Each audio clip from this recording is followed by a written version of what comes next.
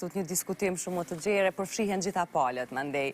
Mendon Besarta që ndryshon raporti bashkëshortor nëse jetohet në një bashkëjetesë, pra ku ka edhe njerëz të tjerë, qoftë prindrit e bashkëshortit apo anëtar të tjerë të familjes, ndikon kjo brenda çiftit? Mendoj që brenda çiftit mundet me ndiku gjithçka, kur ata nuk e kanë një bazë të theksume, të mirëkuptimit, të kompromisit, të respektit, të negocimit edhe të ndërtimit vetë edukimit ose edukimit paraprakisht familjar. Gjithçka mundet me ndiku ose s'ka rëndësi. Kur ata dy janë kompakte dhe e din saktësisht se kush janë qëllimet e tyne edhe qysh është jeta që ata po dojnë me ndërtu, mendoj që normal që sfida ka me pas, ajo nuk është e padiskutueshme, mirë po shumë ma letet e i kalueshme. Kur ata e din qëllimin e tyne edhe e din saktësisht se çfarë pozite dhe çfarë roli kanë që ata njerëz rreth tyne në jetën e tyne. Kupton? Me ju caktu një lloj pozicioni është shumë e rëndësishme. Jo me lom pa pozicion. A kupton se ndoshta për çiftin, për shembull këtë rast për burrin, nana, baba, gjyshi, ku di vllau, motra mundet me pas pozitë shumë të rëndësishme në jetën e tyne. A kupton, po nuk duhet me u kërku e njëjta për partnerit. Prandaj duhet me ulë dhe me diskutu, me thonë prit se për mu prioritetet e mia janë kjo. Kur vjen puna te kjo pjesë, pres me ma respektu, pres ti me dit çka me bo, pres ti me dit qysh me reagu në qëtë aspekt.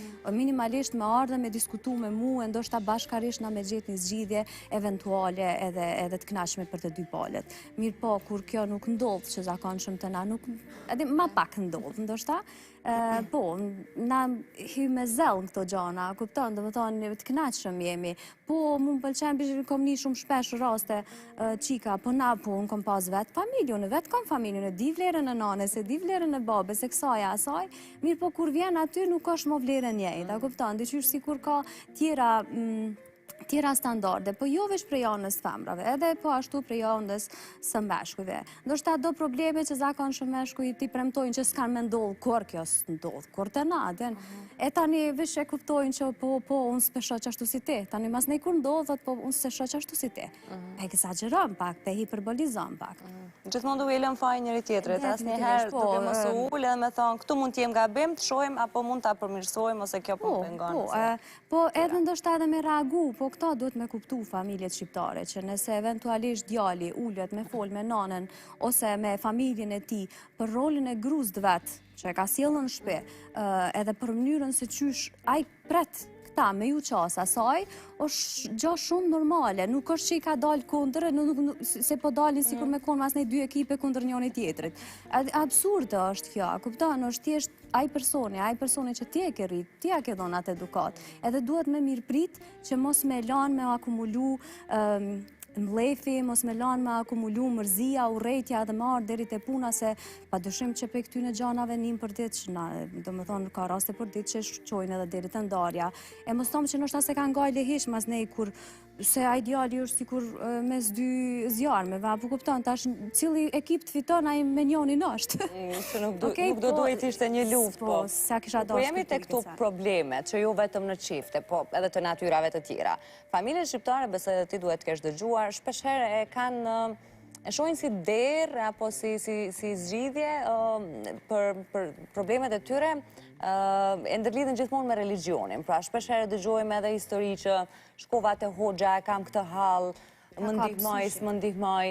Çfarë qëndrimi keti? A duhet ose ke rastis të thonë njerëzit, ta tregojnë ndoshta edhe vetë dikush prej klientëve këtu që isha edhe s'mboni zgjidhje? Pra, pse duhet presin shoqëria jonë t'i bëj zgjidhje dikush që nuk mund t'jeti fushës për t'i ndihmuar në aspektin mendor? Ata du të ditë pas parja, është i fushës a nuk është, ma ndej me gjetë po menorja të personin adekuat.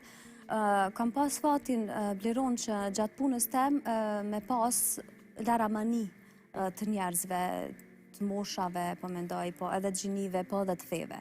Unë trajtoj, kam faktikisht edhe klienta që janë të besimit katolik. Për që ditë Zotit, edhe kom një mësyshin e, kom një sihrin e, kom një krejt këto, dhe më thonë në komunitetin tonë musliman, mirë po më ka pas ardhë shumë që di, kur të njëjtë në gjahë, kum ma pas tonë, ma pas shprej edhe një kliente e besimit katolik. Dhe më thonë, ish komplet kulturore. Do më thonë, ma shumë mendoj që është një lloj tradite që kam bete na. Na jemi popull që kemi ushqy shumë bestutni. A kupton, shumë do shta besime që nështë në realitet nuk është që janë shumë reale ato dhe jo gjithmonë duhet mu bazu si mi marë si të vërteta. Pri këndvështrimit tem edhe besimit tem, pa dyshim që ajo bota paralele, dhe më thonë egzistancë këtë gjë, ma thot feja edhe ma mëson feja, edhe na edukan se qysh me i trajtu. Mirë po mënyrën qysh e kanë, isha më lejohet me thonë, po menojnë këtë rast e kam, po më duket pak që e kam bastardu, a kupton. Kush është për ty pseudo hoxhallar? Kujt ju ke referu? Pseudo hoxhallar janë ata që ndoshta përdorin teknikat rrugjes të cilat gjithçka jashtë Kuranit. Gjithçka jashtë Kuranit, gjithçka jashtë fjalës të Zotit. Dhe më thënë, është një mënyrë, prandaj thashë Islami ka specifikat e veta dhe mënyrat e veta.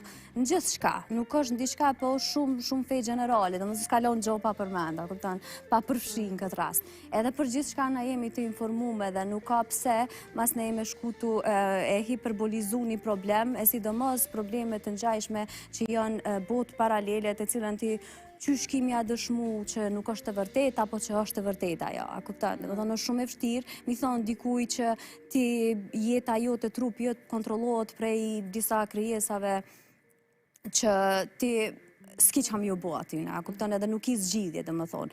E një hoqë nuk e thot këta, një hoqë thot që ka zgjidhje, një hoqë thot që ti duhet mu mbështet e Zoti, një hoqë thot që ti duhet mi bo lutjet e tua në mëngjes edhe mbrëmje, një hoqë thot që ti kur e ki mbështetjen edhe bindjet e Zoti, që Zoti është i gjithdijshëm edhe është ai që i mbikëqyr edhe i ka në kontrollin e tij gjithçka, është e kotë mandej me mendu që është një krijesë e ngjajshme e cila kontrollon mu edhe ma kontrollon ndoshta edhe zgjidhjet e mia dhe sjelljet e mia, kupton?